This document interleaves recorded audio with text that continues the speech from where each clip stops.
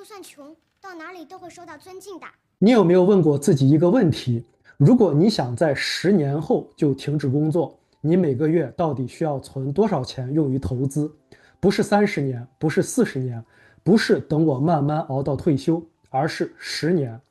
几十年来，我们被灌输的故事很简单：工作40年，在退休账户里存一点钱，等到年纪大到不能工作的时候，才开始真正的生活。这种叙事被重复了无数次，以至于我们觉得那是唯一的路径。但问问自己，那真的是唯一的方式吗？还是只是社会让你工作最久的方式？要10年就退休，有的人觉得你每个月必须投资几万美金，有的人觉得投资几百美金就够了。但我保证，大多数听到这个问题，第一反应都是：这怎么可能？这不就是鸡汤吗？甚至有人会直接说，这完全脱离现实。但我想说一句更扎心的话：这个问题之所以让人不舒服，不是因为它没有答案，而是因为它的答案会逼你直面几个现实的问题。第一，你每年赚多少钱？第二，你每年到底花多少钱？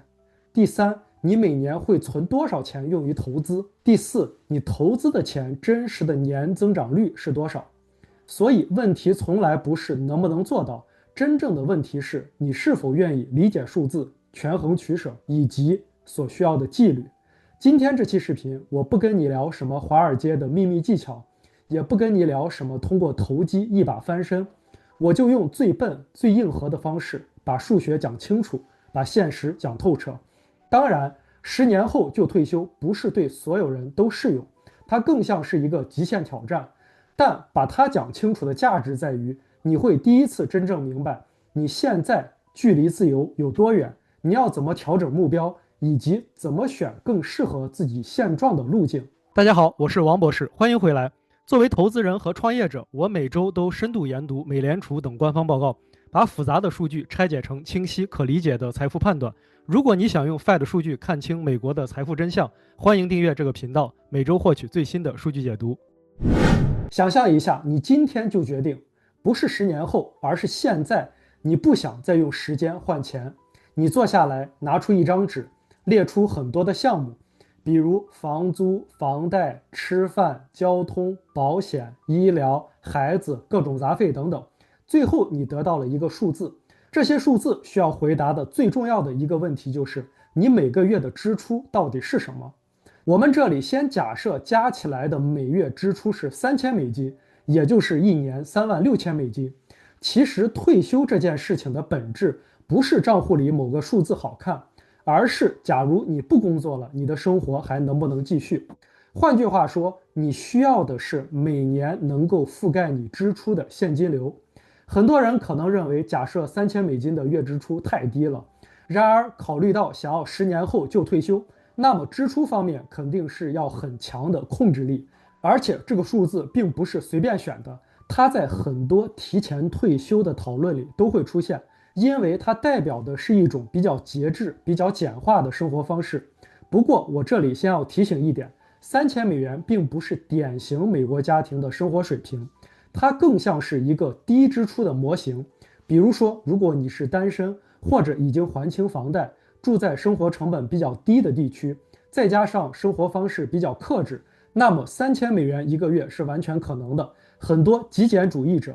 FIRE 社区的人就是按照这个标准来设计生活的。但如果你有家庭、有孩子，或者住在成本更高的城市，那么你的支出很可能会更高。所以我们不能只用一个数字来讨论退休，而应该把生活水平分成不同的层级来看。我们可以简单来看一个对比，如果你想退休后的支出水平更高一些，维持一个更接近于典型家庭的生活水平，那么你的支出可能更接近5000美金一个月，也就是一年6万美金。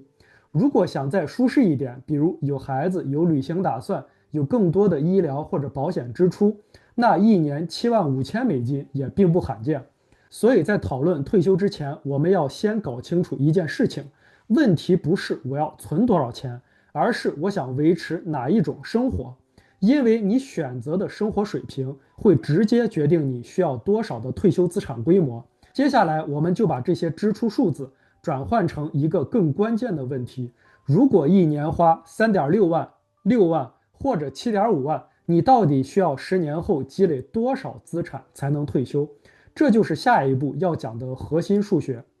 好，支出定了以后，我们就用一个非常经典的标尺，4%可持续提取法则。你可以把它理解成一个粗略但非常好用的坐标系。你有一笔资产，你每年从里面拿出4%来花，目标是让这笔钱尽可能活得更久、更稳。所以目标资产怎么来算？就是用一个公式，目标资产等于年支出除以0.04。你一年花3.6万美金除以0.04，目标资产就是90万美金，这是低支出模型。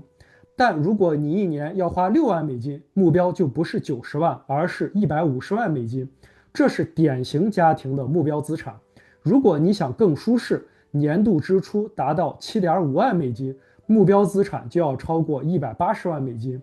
到这里其实只是第一步，因为很多人会说，好，我知道目标资产是多少了，但真正的问题其实是下一句。如果你只有10年的时间，要达到这些资产规模，每个月到底要投资多少钱？我们可以用一个简单假设来算，假设你的投资组合长期的平均回报是7%，这大致接近历史上股票指数的长期回报率。然后我们反推10年要达到不同资产规模，每个月需要投入多少钱？我们可以看这个表，如果你的目标是90万美金，也就是低支出生活模型，那么在10年的时间里，你大概需要每个月投资5200美金左右。如果你的目标是150万美金，也就是更接近典型家庭的生活水平，那么这个数字会上升到每个月大约8600美金。如果你想更舒适一点，目标资产接近180万美金，那每个月投资金额可能接近1万美金以上。所以到这里，我们必须诚实面对一个现实：10年退休不是一个轻松的计划，它不是少喝几杯咖啡就能实现的目标，而是一个投资强度非常高的长期计划。这也是为什么很多人说10年退休更像是高收入家庭的玩法。但理解这一点其实并不是坏事，因为当你看清楚这些数字以后，你才可以开始做一个更成熟的决定。你是要追求10年的极限自由，还是15、20年更稳健的路径？而这就带我们进入下一个部分。很多人看到这里，脑子里会立刻出现一个问题：一个月要投资5000到1万美金，谁能做到？因为投资不是凭空发生的。每一笔投资其实都是从你的收入里挤出来的，所以我们必须把这个问题放到一个更现实的坐标系里来看收入分布。简单来说，不同收入水平的人能够承担的储蓄率是完全不同的。我们可以看到一个非常粗略的结构：如果你在收入的底部50%，年收入大约是4万美金左右，那么现实情况是，大部分收入已经被基本的生活开支吃掉了。在这种情况下，每月拿出几千美金去投资，几乎是不可能的。如果你接近收入中位数，大约7万美金一年，理论上你当然可以投资，但要达到刚才说的每月5、6千的投资强度，那意味着非常极端的储蓄率。实际操作中必须存满延税的退休账户，还要期待 employer match。再加上还必须用一些税后的钱生活，10年后也未必到了退休年龄能用上退休账户的钱，所以对于大多数这个阶段的家庭来说，这只是理论上的可能。当你的收入进入前20%左右，大约15万美金，税后估计每个月8、9千美金，事情才开始变得勉强可行。但即使在这个水平，你仍然需要维持一个非常高的储蓄率，并且持续很多年。这期间也不能有一点生活方式膨胀，但收入上已经是支持这种极限挑战了。而如果你的收入进入前10%，大约25万以上，那么10年退休这个目标才开始变得相对现实。但即便如此，它依然需要长期纪律和稳定的投资。这些数据其实不是在说谁可以谁不可以，它真正想说明的是一件更重要的事情：10年后就退休，本质上是一个高储蓄率和高储蓄额的游戏，而能够达到高储蓄通常来自两个地方，要么是更高的收入，要么是更低的生活成本。而这两种路径再加上长期的纪律和稳定的投资，也正是很多提前退休策略背后的核心逻辑。对了，如果你觉得这些财务数据和案例分析对你有帮助，欢迎订阅这个频道，后续会持续分享类似的内容。刚才我们一直在讲90万、150万这样的目标资产，但很多人听到这些数字的时候，其实是没有感觉的，因为如果没有一个参考系，你很难知道这些数字到底意味着什么。所以我们这里换一个角度，我们把这些目标放进一个真实的财务分布里来看一看。我们用美联储 SCF 的数据做一个简单的坐标系。我们慢一点来看这几个数字。首先，美国家庭的净资产中位数大约是19万美元左右，也就是说，如果把所有的家庭排成一排，中间那个家庭的净资产大概在这个位置。如果我们看55到64岁，也就是接近退休年龄的人，他们的净资产中位数大概是36万美金左右。而我们刚才说的90万美金的退休目标已经远远高于这两个数字。换句话说，90万并不是一个普通的目标，它意味着你要走在一个明显高于中位数的财富路径上。如果你的目标是150万甚至更高，那其实已经开始接近美国财富前10%的区间了。这并不是说这件事情不可能，而是说它不是一个典型路径。所以当我们说10年后就要退休的时候，真正的意思其实是你要在非常短的时间里走完很多家庭几十年才走完的财富积累过程。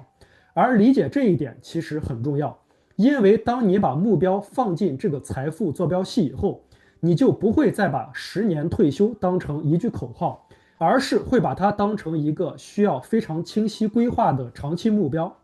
讲到这里，我们其实可以把问题稍微升维一下。很多人看到这类的视频的时候，脑子里只有一个问题：我能不能10年后退休？但更成熟的问题其实是另一句：我愿意用多少时间换多少自由？因为如果你刚才认真看过那些数字，你就会发现10年后就退休其实是一个非常极端的目标。它意味着需要争取非常高的收入、非常高的储蓄率，以及非常稳定和长期的执行力。但好消息是，时间一旦拉长，事情就立刻变得合理很多。我们可以简单看3种现实路径。如果你坚持10年后就想退休，每个月的投资强度会非常高，大约在6000到8000美元的级别。但如果你把时间拉长到15甚至20年，很多家庭只需要每个月2000到4000美金的投资，就有机会累积接近100万级的资产。而如果你的生活方式本身比较简单，时间再拉长到20年以上，哪怕每个月1000到2000美金，长期复利也可能带来几十万甚至100万级的资产。所以如果你把时间拉长一些，每个月需要承担的投资压力就会明显下降。我们可以这样理解财务自由：自由其实是一条连续的光谱，而不是一个开关。你不需要从完全工作一下跳到完全退休，你的目标可以是通过投资先获得一点自由，比如减少工作时间，比如换一份压力更小的工作，比如有能力说不，然后再慢慢走向更多的自由。换句话说，财务自由不是一次完成任务，而是一条逐渐展开的路径。